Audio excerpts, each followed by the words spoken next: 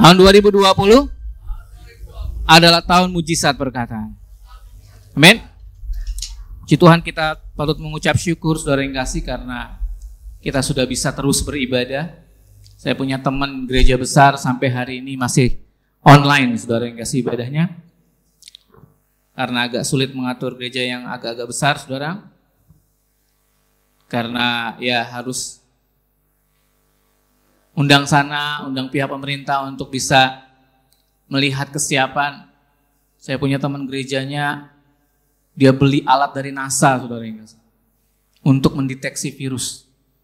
Ya, satu alat itu bisa miliaran rupiah harganya, saudara. Ya, dia beli 3 untuk gerejanya. Jadi virus nggak bisa masuk, saudara yang kasih.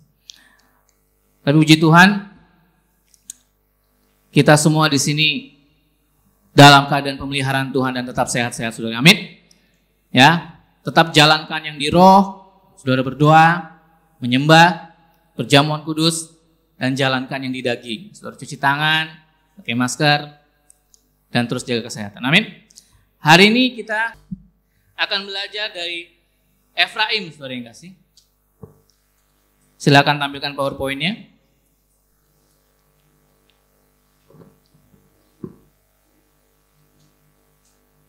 Efraim adalah anak dari suku Yusuf. Ada 12 suku Israel. Dan Yusuf mempunyai 2 anak, yaitu Efraim dan Manasye. Di sebuah pemetaan rohani, saudara yang kasih,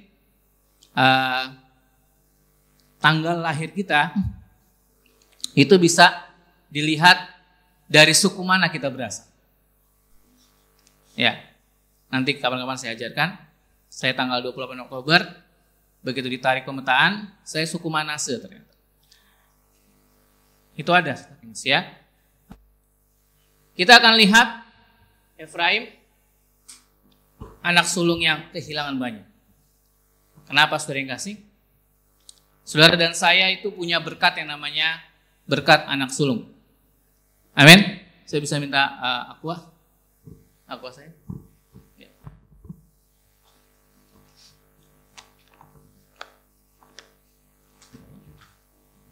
Setiap kita punya berkat yang namanya berkat anak sulung. Amin. Apa itu berkat anak sulung? Saudara yang kasih, setiap anak sulung itu punya privilege, punya sebuah keteristimewaan sendiri, punya hak waris yang lebih besar daripada yang bungsu. Ya, itulah sebabnya saudara dan saya dijadikan anak Tuhan dan Tuhan yang sulung. Ya, dan hak kesulungan itu diberikan kepada kita.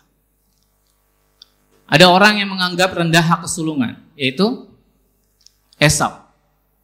Itulah sebabnya begitu Esau dan Yakub lahir, Tuhan sudah berfirman, nanti yang bungsu akan yang lebih melebihi yang sulung. Ya, karena rupa-rupanya hak kesulungan itu diberikan kepada yang bungsu. Ya.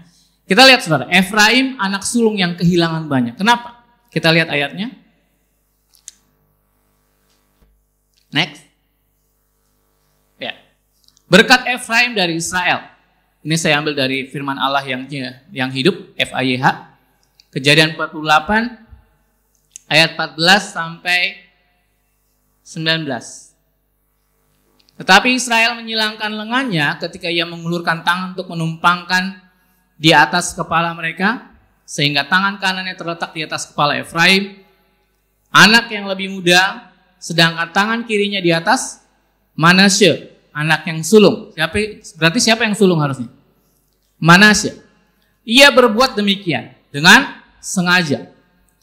Tetapi Yusuf gelisah dan kurang senang melihat ayahnya menumpangkan tangan kanannya di atas kepala Efraim, maka ia memindahkan tangan itu ke atas kepala Manasye. Ayah, katanya, ayah salah meletakkan tangan. Inilah anak yang sulung. Letakkanlah tangan kanan ayah di atas kepalanya. Tetapi Yakub tidak mau. Aku tahu apa yang sedang kulakukan anakku, katanya. Manasye juga akan menjadi suatu bangsa yang besar. Tapi adiknya Efraim akan menjadi bangsa yang lebih besar lagi. Di cerita Alkitab sering terjadi seperti ini. Yakub, Esau. Ya, Harusnya Esau yang sulung, tapi yang mendapat hak sulungan Yakub. Karena Esau memandang rendah hak sulungan itu. Demikian terjadi. Yakub memberkati anak Yusuf. Harusnya siapa yang sulung? Manasye. Tetapi Yakub melakukan sebuah berkat silang. Ya, kalau perkawinan silang, kalau tumbuhan bagus, Saudara. Ini berkat silang. Tangan kanannya harusnya ke Manasye, tapi tangan kanannya malah ke Efraim. Tangan kirinya ke Manasye. Jadi berkat kesulungan turun ke Efraim. Lihat, Efraim mendapat sebuah keistimewaan yang harusnya dia bungsu, yang harusnya dia mendapatkan sedikit, ya, harusnya dia mendapatkan tidak sebesar yang sulung. Tetapi Yakub, dia tahu, dia sengaja melepaskan berkat kesulungannya bukan kepada Manasye, tetapi kepada Efraim. Ya, saudara dan saya adalah jemaat anak sulung, saudara. Amin. Nanti ayatnya ada. Saudara dan saya diberikan sebuah hal keistimewaan dalam mengenal Tuhan. Berkat-berkat yang bukan ece-ece, saudara yang kasih. Bagian yang dari Tuhan yang selalu terbaik. Amin. Ya. Dan berkat kesulungan itu Tuhan sediakan buat saudara dan saya. Karena Tuhan tahu memberikan yang terbaik buat saudara dan saya. Amin. Berkat sulungan itu berkat yang terbaik, saudara. Ya, semuanya yang terbaik. Tapi permasalahannya lihat dari Efraim ini. Efraim adalah anak yang mendapat bagian kesulungan, harusnya. Tapi apa yang terjadi? Apakah Efraim tahu bahwa dia sebenarnya diistimewakan oleh Yakub? Apakah Efraim tahu bahwa Tuhan memilih dia untuk mendapatkan hak kesulungan? Begitu banyak orang Kristen tidak tahu siapa dirinya di hadapan Tuhan. Dia sudah dipilih, diselamatkan, ditebus oleh darah Yesus, mendapatkan segala sesuatu yang terbaik yang Tuhan siapkan, tapi dia tidak tahu siapa dirinya. Sehingga tadi judulnya adalah anak sulung yang kehilangan banyak. Harusnya kita mendapatkan banyak, tapi kita kehilangan banyak. Seperti Efraim, saudara. Ya, sekali lagi, saudara. Di cerita yang lain, jangan seperti Esau yang menganggap rendah hak kesulungan. Tapi di cerita Efraim, dia tidak tahu siapa dirinya, sehingga harusnya dia mendapatkan hak kesulungan yang lebih banyak, tapi kehilangan. Kenapa? Apa yang terjadi dengan Efraim, saudara? Ya, next. Oke, hak sulung. 1 Tawarik 5 ayat 2, memang Yehuda lah yang melebihi saudara-saudaranya, karena ya Yehuda sebenarnya ya dari urutan anaknya Yakub, ya Ruben dan segala macam tuh Yehuda melebihi saudara-saudaranya karena dia berani bertanggung jawab, ya bahkan salah seorang dari antaranya menjadi raja. Tetapi hak sulung itu ada pada Yusuf. Nah ini cerita Alkitab ini suka begini, ya yang sulung siapa, yang bungsu siapa, tapi haknya dikasih yang harusnya Yehuda, ya. Tapi hak sulung itu ada pada Yusuf, saudara yang kasih. Sehingga hak kesulungan turun dari Yusuf dan anak-anaknya. Yosua 14 ayat yang 4, sebab Bani Yusuf merupakan dua suku, yaitu Manasye dan Efraim. Tapi hak kesulungan itu jatuh kepada Efraim. Sekali lagi, saudara yang kasih. Ya, perhatikan. Harusnya Yehuda, ya, malah Yusuf. Harusnya Manasye, malah Efraim. Saya mau katakan, saudara yang kasih. Oleh karena kasih karunia, ada begitu banyak orang yang harusnya lebih baik daripada kita. Tapi kenapa saudara dan saya dipilih Tuhan? Itulah hak kesulungan. Amin, saudara. Ya, menjadi orang Kristen, kita menjadi anak yang sulung. Kenapa? Karena kita anak perjanjian. Siapa yang lahir duluan? Ismail atau Ishak? Ismail. Tapi kita anak yang sulung. Karena kita anak perjanjian yang menerima hak kesulungan itu, saudara. Amin. Ya. Kita adalah anak sulung. Sekalipun yang duluan lahir, saudara sepupu kita. Ismail. Ya. Saudara dan saya adalah anak-anak sulung. Tapi mari perhatikan hari-hari ini, supaya jangan sampai hak kesulungan itu tidak kita gunakan dengan baik, saudara yang kasih. Dan kita kehilangan banyak. Kenapa? Kita lihat, saudara yang kasih, apa yang terjadi dengan Efraim. Next. Efraim ini hidupnya penuh dengan kemarahan. Ya, kemarahan, gak bisa melayani, dan dia tuh butuh pujian.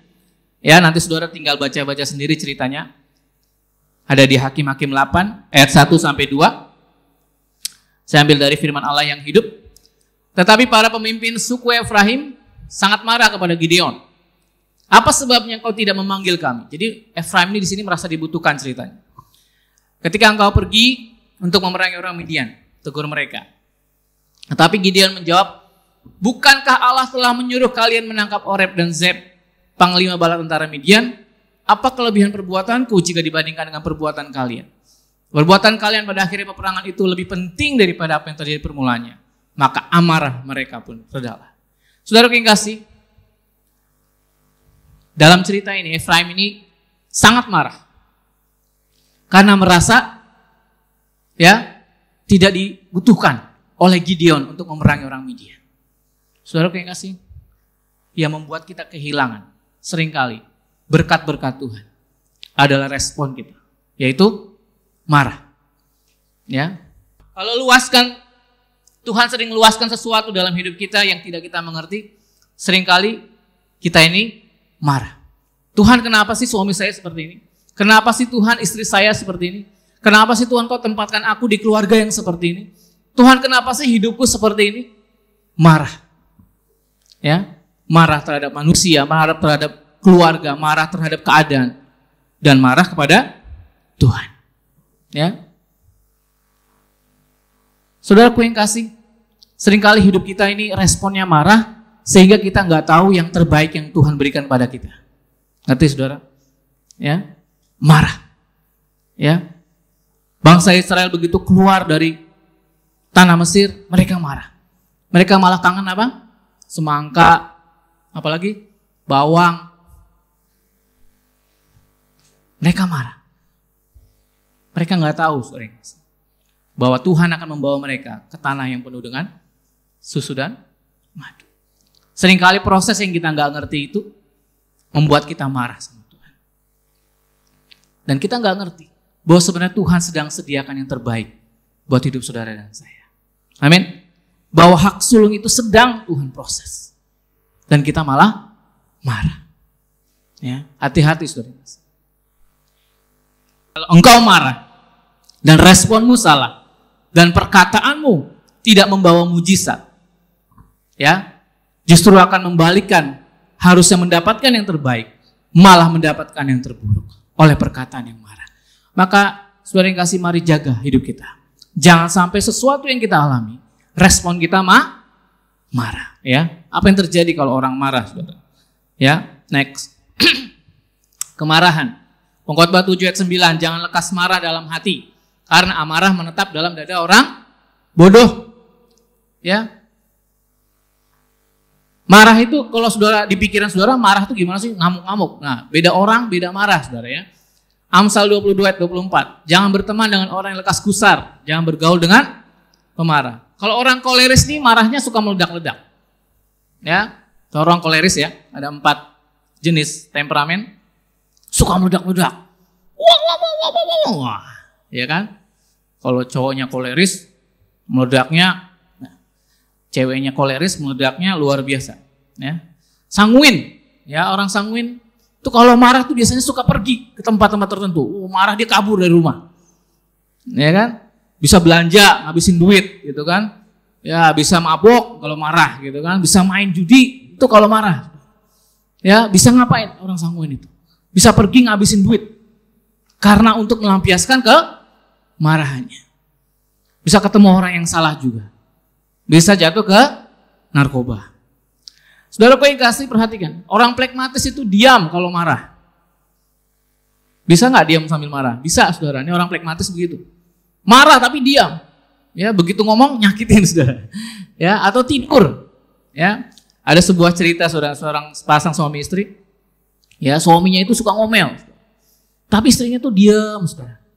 Suaminya ini sanguin, istrinya ini pragmatis.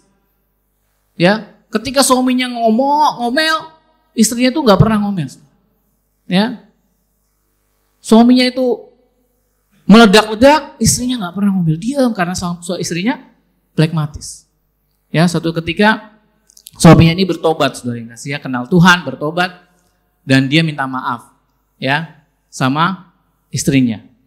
Dia bilang terima kasih ya, kalau aku marah tuh, kamu tuh nggak pernah balas segala macam. Gitu ya.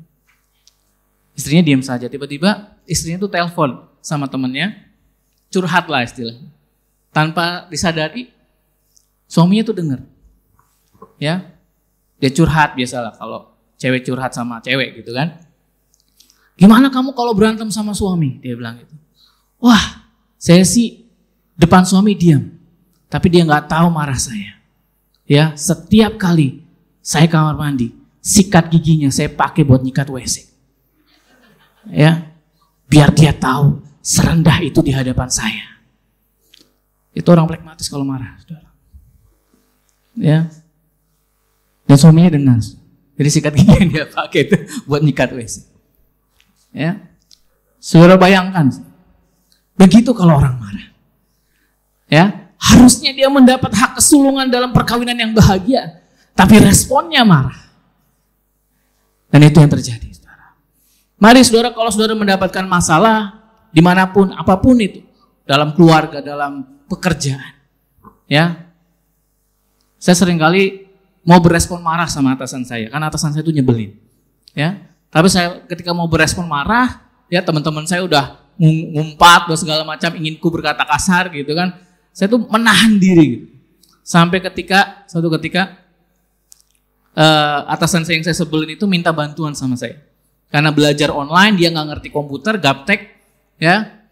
Udahlah saya ajarin dari A sampai Z, apa itu Google Classroom, apa itu membuat video begini, ya. Dan puji Tuhan, saudara, responnya baik kepada yayasan, dan malah saya diceritain baik, saudara. Dan atasan saya yang nyebelin itu akhirnya resign. Dalam hati saya, puji Tuhan, saya telah membalas kejahatan dengan kebaikan, saudara. Ya, saudara yang kasih, hati-hati hari ini. Apa respon?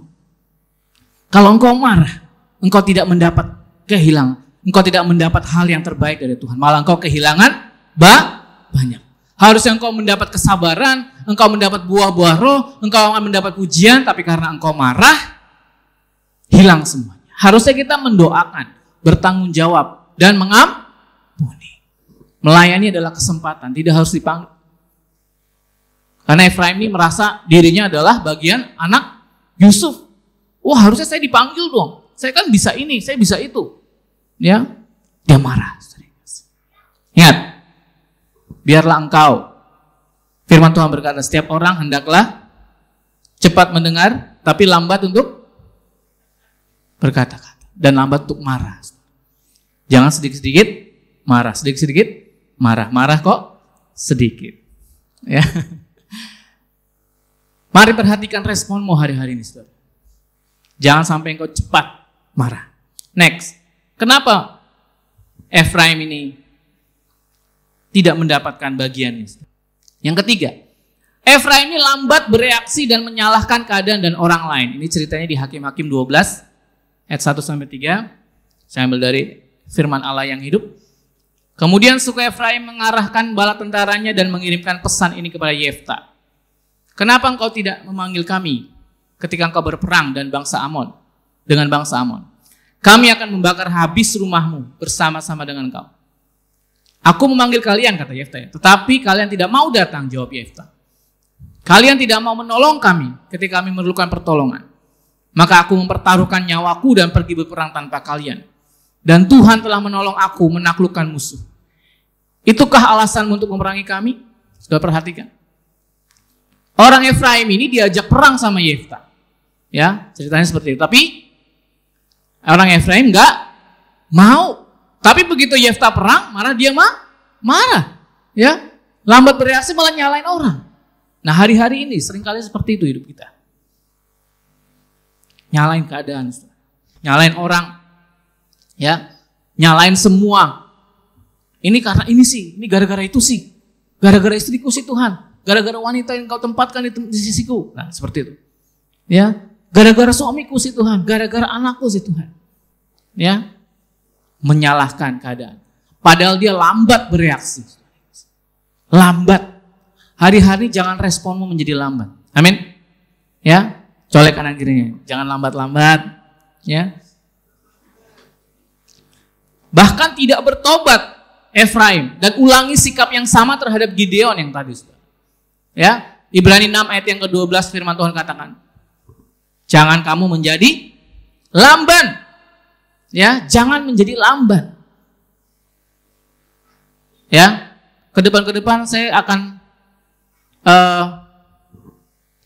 sampaikan kepada setiap kita, paling tidak sebulan sekali, tentang eskatologi. Tahu eskatologi? Tentang kedatangan Tuhan. Ya, supaya saudara dan saya tidak menjadi lamban. Saudara, ya semalam saya ikut webinar dengan Dr. Irwan dan para banyak dokter. Ya, bahwa sebenarnya COVID itu ada singkatannya. COVID itu apa? Charlie, O-nya apa? Oscar, Viera, Delta, ya kan? I-nya apa? Saya terlalu lupa.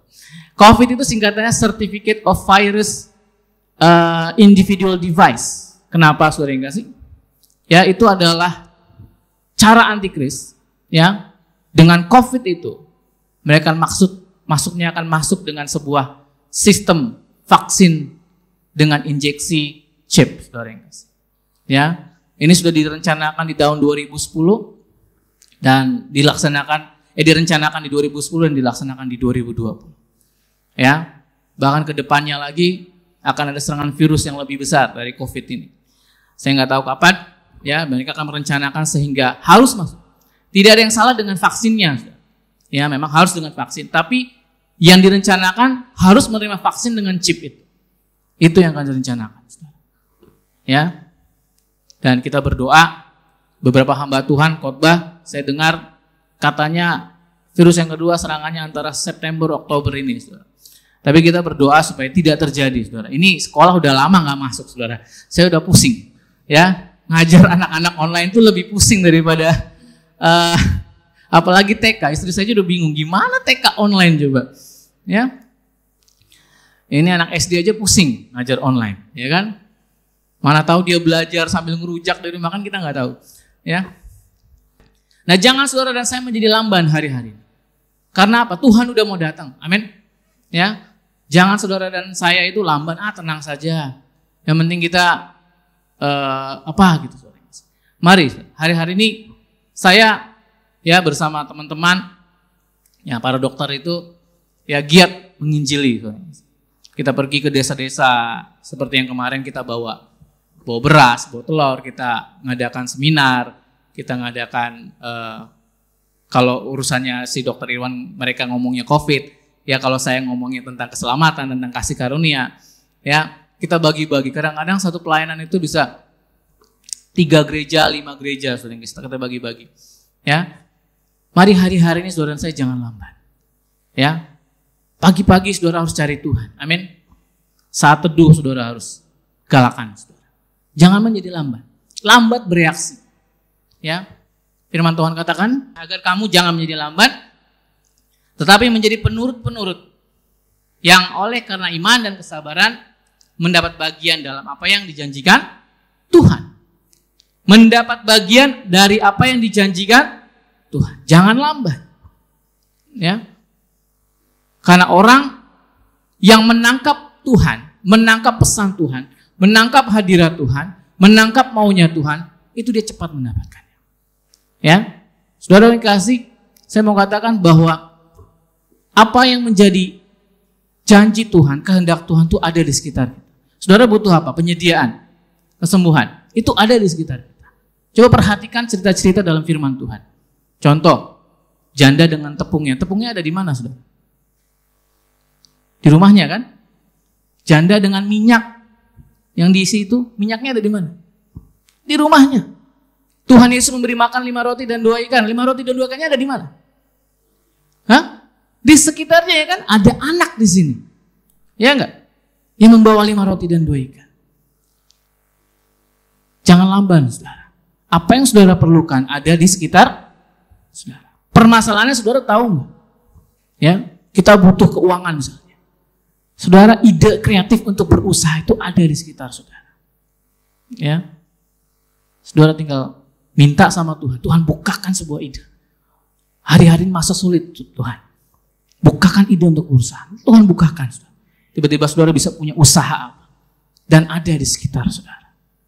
Nggak perlu jauh-jauh. Ya, saudara pengen kasih, perhatikan. Jangan menjadi lamban. Efraim menjadi lambat bereaksi dan menyalahkan. Jangan menyalahkan, gara-gara ini si COVID. Ya kan, si Coro. Kita sama teman-teman bilang Coro nah kan. Gara-gara Coro nih. Nggak dapat kerjaan, hilang kerjaan. Harus begini, harus begitu. Ya, saya belum pernah ke mall, saudara, selama Coro ini. Ya, kalau ke SMS katanya harus download aplikasi. Ya, jadi kalau udah ODP, PDP nggak bisa masuk, saudara, karena terdaftar di situ. Ya, manusia sekarang udah di-scan kayak barang, saudara. Ya, harus masuk. Nah, saudara, aku yang kasih, jangan menyalahkan keadaan. Hari-hari ini Tuhan luaskan keadaan seperti ini. Ya, tapi mari jangan bergerak lamban juga. Stay at home. Ya, lehan, tiduran. Nggak pernah baca firman, nggak pernah berdoa, nggak pernah nyembah. Jangan bergerak lamban. Jatahmu, jatah saudara dan saya adalah hak kesulungan. Amin. Ya. Firman Tuhan kepada Abraham, upahmu sangat, itu upah kesulungan. Saudara. Ya, jangan marah yang pertama. Saudara. Amin. Ya, yang kedua, jangan menjadi lamban. Jangan menyalahkan keadaan orang. Next. Kenapa si Efraim kehilangan banyak? Ya. Efraim itu menolak saudara dan tidak mampu lihat potensi. Ya. Tidak mampu melihat potensi orang lain. Hakim-Hakim 12 ayat 4. Orang Efraim mencemoohkan Yefta dan mengatakan bahwa orang Gilead adalah orang buangan dan sampah masyarakat, sehingga Yefta menjadi murka dan mengerahkan bala tentaranya untuk menyerang suku Efraim. Malah jadi perang antara saudara Yefta dan suku Efraim karena suka mengolok-ngolokkan orang Efraim ini. Ya, saudara, aku yang kasih, stay at home ini bisa menjadi bumerang. Kenapa, saudara? Banyak orang Kristen di rumah, ya, tidak ngapa-ngapain, akhirnya malah mencemoohkan saudaranya. Ya. Kenapa? Ya karena tidak ibadah, ibadahnya online. Ya. Hari-hari justru kita harus bergerak. Kalau saudara diberkati, mari. Semiskin-miskinnya kita masih ada orang yang lebih miskin. Mari kita berkati sekeliling kita. Ya. Jangan bilang mencemooh, oh itu ibadahnya online, nggak punya iman. Wah itu ibadahnya fisik, gak punya hikmat. Ya, mencemooh artinya. Menolak saudara tidak melihat potensi. Perhatikan hal-hal ini saudara yang kasih. Efraim tidak melihat ini, sehingga dia kehilangan banyak. Hari-hari ini saudara yang kasih, kalau engkau tahu, ini saatnya, masa-masa sulit ini justru saatnya masa saudara dan saya memberkati. Amin.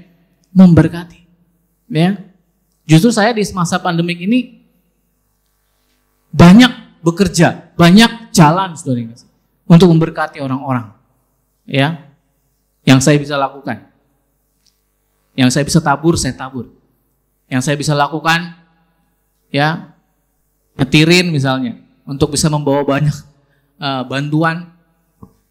Karena saya di Tuhan taruh di Tangerang, masuk ke desa-desa, banyak gereja-gereja kecil seperti ini saudara yang kasih. Jemaatnya nggak bisa kerja, ya. Dan kita berikan makan sambil kita idakan ibadah, saudara. Ya, ibadah kecil-kecilan. Ya, tapi bagi banyak orang, kalau cuma hanya diam, ya, nyumbang enggak, menabur enggak, doa enggak, ya, kerjanya hanya mencemooh, maka mereka akan kehilangan banyak. Ya, saat-saat ini justru kita hadir untuk bisa memberkati banyak orang. Amin, saudara yang kasih. Ya, Efraim melihat Yefta ini adalah orang buangan, sampah masyarakat. Ya. Ngapain bisa berperang? Malah akhirnya Yefta mengalahkan bala tentara untuk menyerang Efraim. Hari-hari ini saudara yang kasih, jangan lihat saudaramu berkekurangan. Bantu malah. Amin. Ya. Itulah. Gak kerja sih suaminya. Itulah. Istrinya gak ngapa-ngapain. Di rumah aja. Jangan seperti itu, saudara. Kalau engkau tahu ada saudaramu susah, bantu. Ya. Kalau engkau tahu ada saudaramu perlu pertolongan, bantu, saudara. Karena engkau akan menjadi penyalur berkat Tuhan. Ya, ingat. Ya, kita ini diciptakan Tuhan untuk menjadi pengelola. Ketika Tuhan menciptakan bumi, ya, semua itu udah ada unsur-unsurnya. Tapi firman Tuhan bilang apa? Belum ada orang yang mengelolanya. Maka Tuhan menciptakan Adam di hari ke-6 dan Tuhan bilang sungguh amat baik. Berkuasalah atas, ya, untuk mengelola, bukan berkuasa atas sesamamu, ya, itu menjajah namanya. Berkuasa atas ikan-ikan, binatang-binatang, burung-burung di udara, mengelola. Ya, sungguh sangat besar kalau kita bisa punya kemampuan untuk mengelola. Ya. Ada hamba Tuhan kesaksian saudara kasih. Ketika dia berdoa, Tuhan bilang sama dia, kenapa engkau nggak minta sekian miliar sama aku? Ya, lo buat apa Tuhan? Nah ini, kamu hanya berpikir untuk dirimu sendiri. Coba kita yang doa, Tuhan kita minta 5 miliar. Tuhan yang bilang apa? Buat apa? Ya enggak, saudara? Ya, hari-hari ini kita harus perlu memikirkan banyak orang, saudara. Amin. Ya, saya rindu untuk kita nanti ke depannya bisa memberkati sekeliling kita lebih lagi. Ya, kita pernah kemarin membuat masa ini ya, kemarin ya, masih pandemi kan ya. Kita memberikan makan buat ojol-ojol dan RT-RT sekitar. Ya, kita akan buat lagi, saudara. Amin. Kita akan buat lagi. Ya, karena kita punya hak kesulungan itu. Amin. Dan kita memberkati banyak orang. Next. Apa yang membuat Efraim tidak mendapatkan bagian? Yang kelima, Efraim tidak menghalau musuh. Yosua 16 ayat 10. Tetapi orang Kanan yang diam di Geser tidak dihalau oleh orang Efraim. Jadi orang Kanan itu masih tetap tinggal di tengah suku Efraim sampai sekarang. Tetapi menjadi budak. Jadi hanya suku Efraim ketika dia masuk, ya, ketika bangsa Israel masuk Kanaan, semua musuh dihalau. Tapi orang Efraim tidak menghalau orang Kanaan. Kompromi dengan keadaan. Kompromi dengan dunia. Saudara yang kasih. Hidup bukan sesuai dengan kebenaran firman Tuhan, tapi hidup dengan cara dunia. Ya. Pekerjaannya orang dunia nipu sana nipu sini, dia ikut. Pekerjaan dunia, ya, curang sana sini, suap sana sini, dia ikut. Murid sekarang udah nggak bisa dibilang nyontek sana, nyontek sini ya, karena online, saudara. Ya, online sih kejujurannya nggak bisa dinilai. Ya, saya punya anak, saya tahu dia nggak bisa baca tulis bagus, tapi nilainya 100 semua karena online. Ya, nggak tahu siapa yang ngerjain. Ya, ini anak bisa 100 semua ini. Siapa yang ngerjain ini ya? Emaknya. Ya, saya bingung, saudara. Ini gimana nih, jangan sampai online terus. Nah, saudara yang kasih, Efraim tidak menghalau musuh sehingga orang Kanan tetap hidup.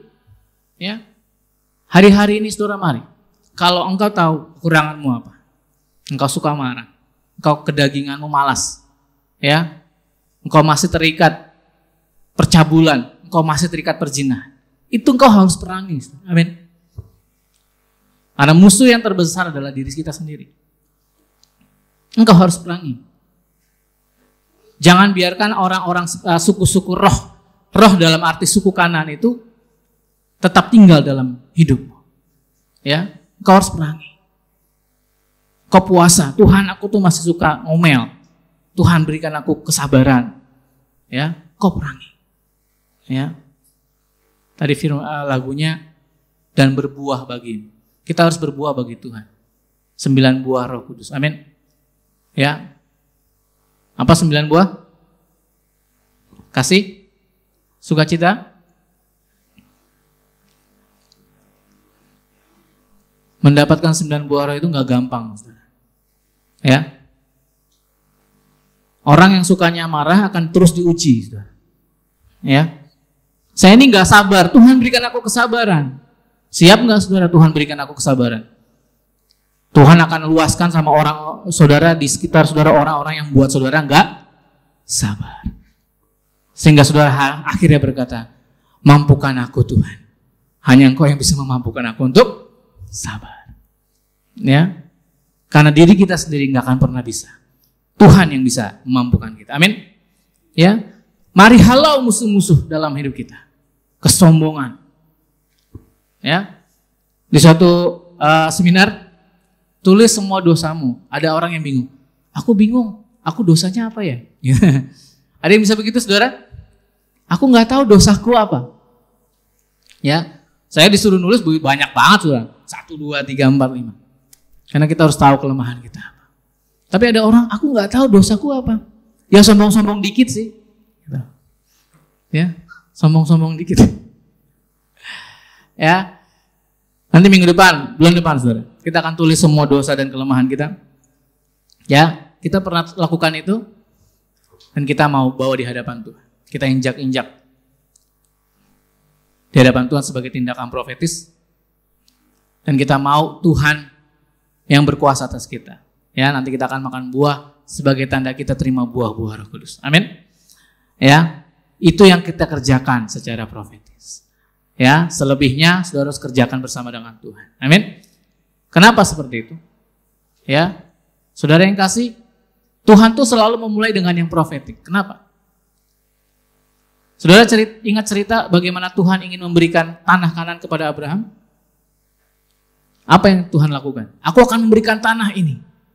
Ya, itu sudah dikasih sama Tuhan atau janji? Janji. Pindahlah dia dari Kasdim ke Kanaan. Udah dapat?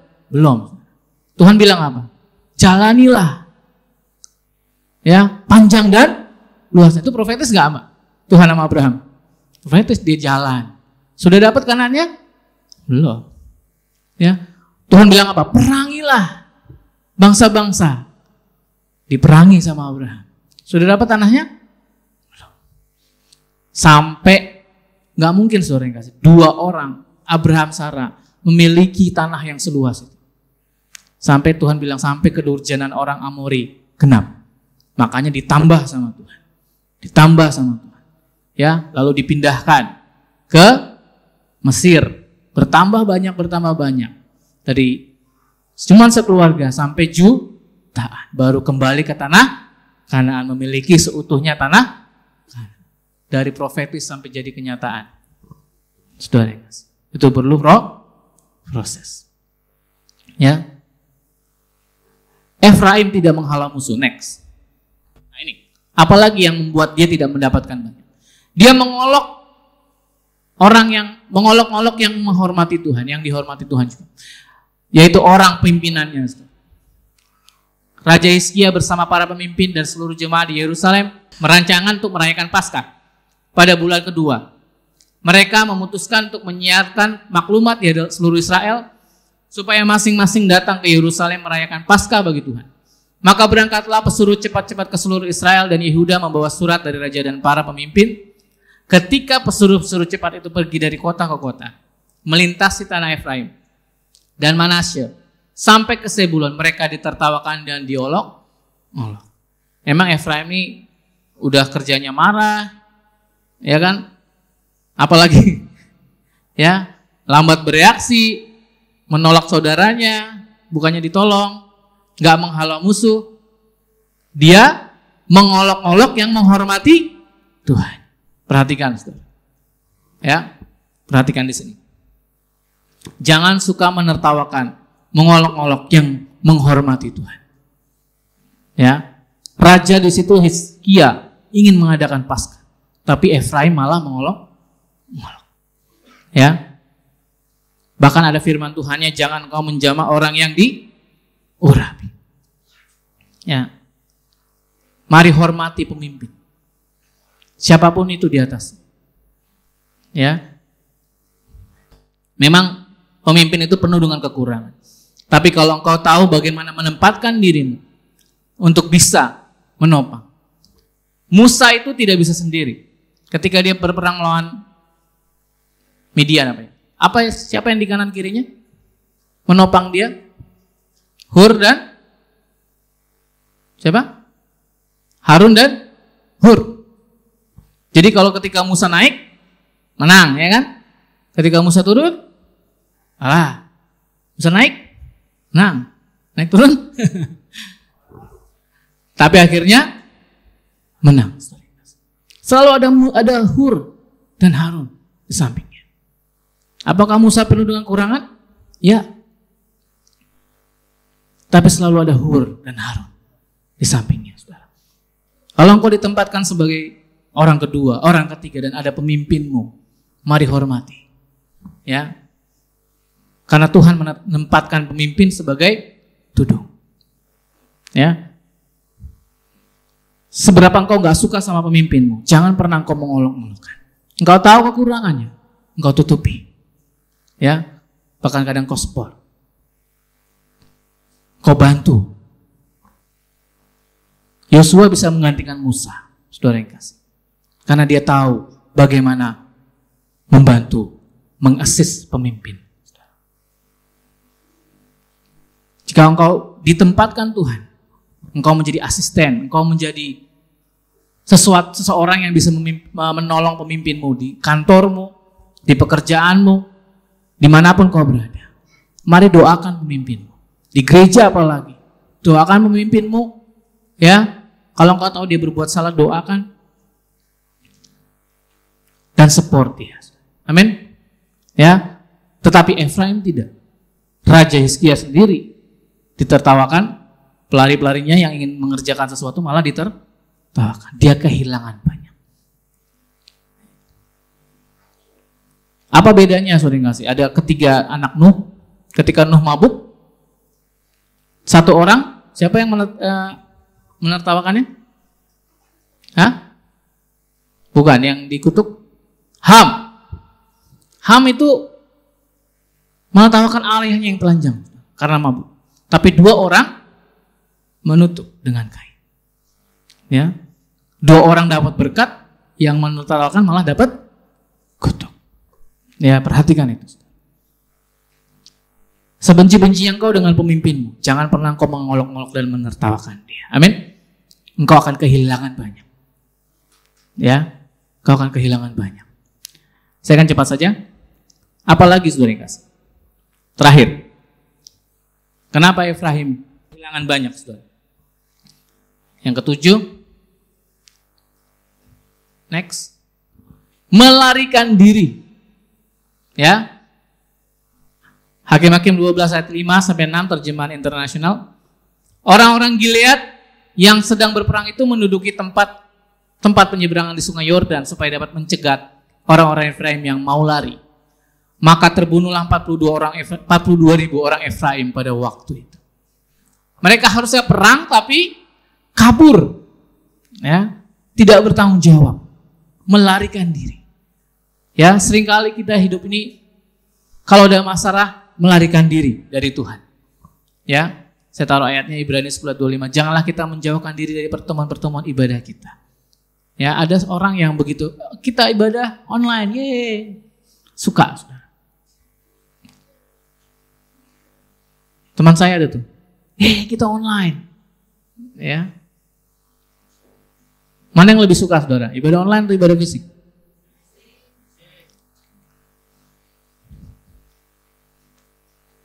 Jangan kita menjauhkan diri dari pertemuan ibadah. Amin, saudara. Jangan melarikan diri. Ketika saudara punya masalah, mari datang pada Tuhan. Ya, jangan kabur dari pertemuan ibadah. Jangan kabur dari tanggung jawab. Jangan kabur daripada apa yang Tuhan sudah sediakan buat hidup saudara dan saya. Bagian saudara apa?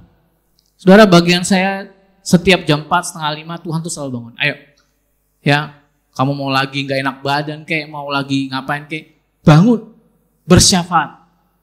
Ya, karena aku telah menunjuk engkau sebagai imam. Bersyafaat. Doa buat gerejamu, doa buat orang-orang doa buat Indonesia. Hari-hari ini saya doa buat Indonesia. Terus, saudara. Ya. Bersyafaat buat Indonesia. Ya, bersama dengan teman-teman, kadang-kadang pagi-pagi, kadang-kadang sendiri, saudara yang kasih. Itu bagian saya. Melakukan itu. Bagian saudara apa? Kalau engkau dibangunkan Tuhan pagi-pagi, doa buat keluargamu, doa buat suamimu, doa buat anakmu, doa buat itu. Lakukan itu. Dan konsistensi itu perlu. Amin. Ketekunan itu perlu. Karena waktu engkau tekun, engkau mendapatkan apa yang engkau doakan. Amin, saudara yang kasih. Jangan kabur, jangan lari dari panggilan Tuhan. Ya. Efraim. Yang pertama, kenapa dia kehilangan saudara? Dia marah. Yang kedua, lambat bereaksi dan menyalahkan keadaan. Yang ketiga, melihat saudaranya bukan ditolong, malah ditolak dan dikata-katain. Dia tidak menghalau musuh dalam kehidupannya. Kita harus berperang melawan kelemahan dan kedagingan kita. Ya, berjuang yang melawan jiwa, firman Tuhan katakan. Yang selanjutnya, Efraim kehilangan karena dia mengolok-olok menghormati Tuhan. Yang menghormati Tuhan dan melarikan diri. Apakah masih ada harapan buat Efraim seperti ini, saudara? Masih ada harapan untuk orang yang seperti ini? Masih ada nggak? Coba kita lihat. Next. Masih ada harapan. Yeremia 31, 17-20 firman Tuhan katakan, masih ada harapan untuk hari depanmu, demikianlah firman Tuhan. Anak-anak akan kembali ke daerah mereka, telah kudengar sungguh Efraim meratap. Engkau telah mengajar aku dan aku telah menerima hajaran. Seperti anak lembu yang tidak terlatih, bawalah aku kembali. Supaya aku berbalik, aku menyesal dan sudah aku tawakan diriku. Aku menepuk pinggang sebagai tanda berkabung, aku merasa malu dan bernoda. Sebab aku menanggung aib masa mudaku. Anak kesayangankah gerangan Efraim bagiku atau anak kesukaan? Sebab setiap kali aku menghardik dia, tak putus-putusnya aku terkenang kepadanya. Sebab itu hatiku kutaruh terhadap dia. Perhatikan, hatiku terharu terhadap dia. Tak dapat tidak aku menyayanginya. Demikianlah firman Tuhan. Tuhan sayang gak sama Efraim? Sayang. Sejatuh-jatuhnya hidup saudara dan saya, seperti Efraim ini, Tuhan masih sayang. Ya, masih ada harapan. Ya, bahwa engkau dan saya mendapat bagian kesulungan itu yang terbaik. Tuhan selalu menyediakan yang terbaik buat hidup saudara dan saya. Mari sadari itu, saudara. Mari sadari. Ya, jangan sampai engkau tidak sadar bahwa saudara dan saya adalah jemaat anak sulung. Ya, apa sih privilege-nya anak-anak sulung? Tahu privilege, saudara ya? Privilege itu apa sih? Keistimewaan. Apa sih keistimewaan anak-anak sulung, saudara? Satu hal. Ayat yang terakhir. Next. Ibrani 12 ayat 22-23. Tetapi kamu sudah datang ke Bukit Sion, ke kota Allah yang hidup, Yerusalem surgawi, dan kepada beribu-ribu malaikat suatu kumpulan yang meriah, dan kepada jemaat anak-anak sulung yang namanya terdaftar di surga. Itu keistimewaannya. Berarti saudara dan saya namanya terdaftar di surga. Amin. Jadi waktu saudara dipanggil pulang Tuhan, kalau nama sudah terdaftar, ya, atau nanti pengangkatan, ada dua jenis pengangkatan ya. Saudara dipanggil pulang Tuhan dan benar-benar pengangkatan. Misalnya dipanggil namanya oleh malaikat. Ya, Yosua, ada banyak Yosua, Octaviano, Adi Nugroho, lahir tanggal segini. Ada enggak? Ada, terdaftar namanya. Ya, berarti dia jemaat anak sulung. Amin. Ya, tapi kalau misalnya si ini, misalnya Cecep, ya di sini nggak ada nama Cecep. Cecep Gorbacep, nggak ada Tuhan. Ya, campakan dia ke dalam lautan yang paling dalam, di mana ada kertak gigi. Ya, saudaraku yang kasih, Tuhan masih sayang saudara dan saya. Amin. Berarti saudara masih berhak menerima hak kesulungan itu. Karena saudara dan saya adalah jemaat anak-anak sulung yang namanya terdaftar di sorga.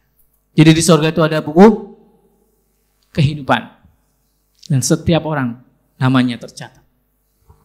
Ya, namanya tercatat. Bahkan nanti di Wahyu katakan namanya tercatat. Bahkan namanya nama yang baru. Dan kita semua akan mengenal nama Tuhan yang baru. Ya, Tuhan akan memperkenalkan namanya dengan nama yang baru. Ya, saudaraku yang kasih, inilah pelajaran tentang Efraim, saudara. Mari hari-hari ini kita lihat diri kita, bahwa saudara dan saya adalah orang-orang yang disayang dan dikasih oleh Tuhan. Amin. Dan saudara dan saya menerima hak kesulungan itu. Ya, nama saudara dan saya terdaftar di surga. Mari jangan sia-siakan panggilan Tuhan. Amin. Jangan sia-siakan panggilan Tuhan dalam hidupmu. Apa bagianmu saat ini? Kau berdoa untuk keluargamu, engkau memberkati keluargamu. Jangan anggap sebelah mata saudara-saudaramu. Amin. Jangan lari dari panggilan Tuhan. Ya, mari kendalikan dirimu, jangan marah sama keadaan, jangan marah sama Tuhan. Karena hidupmu berharga di hadapannya. Mari kita tutup Alkitab kita.